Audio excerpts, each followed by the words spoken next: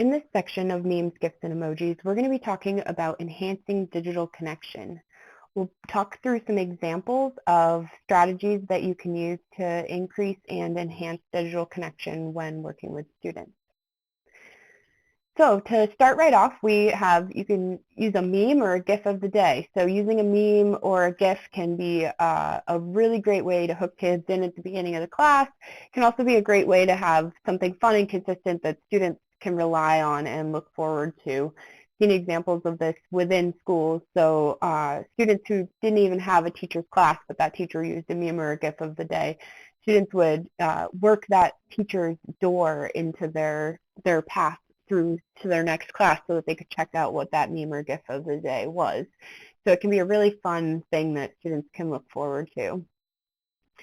Another thing to keep in mind is that sometimes it can just be something that's purely for fun or for a laugh, like the bear that you see on the screen. And other times it can really truly be a jumping off point for the class discussions or for the lesson of that day.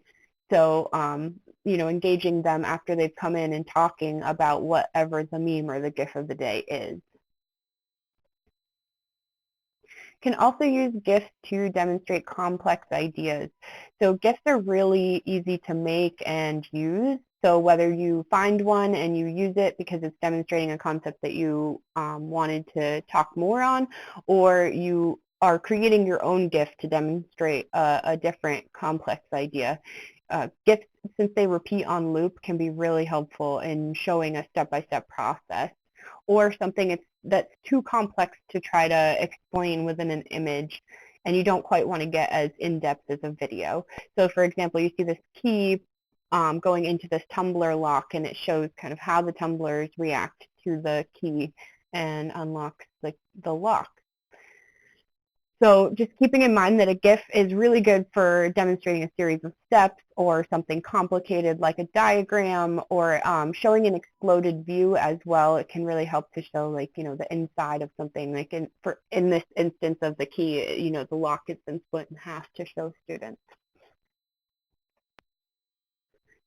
Can also use emoji exit slips. So shifting from memes and GIFs into some emoji strategies.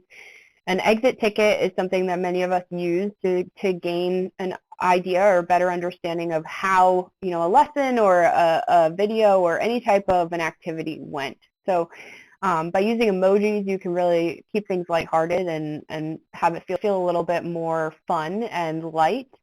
And so by having this be either anonymous, you kind of provide students with, if it's anonymous, you provide them with the ability to react without feeling like they need to put their name to it, so they may be more honest. Whereas if you have a name there, then you could follow up with the student. For instance, if the student puts a crying face and they don't really give a whole lot of context as to what happened, then you might want to follow up with that student to see what didn't go well.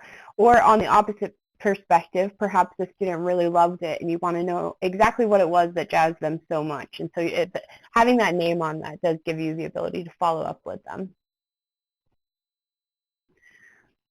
Mood meter. So mood meter can be a really great way to gauge how someone is feeling about a situation, and emojis can help not only add clarity but make this a little bit more engaging and fun as well. So you can use mood meters to gather information about how your students are feeling. You can then design your experiences that take those results into account. You can also use these for, gathering a consensus in your classroom about how students feel about certain ideas or concepts. And the emojis really help to just show, if they're not entirely sure what serene means, for instance, then they can look at that emoji and kind of decide based on the way that the emoji looks if that's how they're feeling.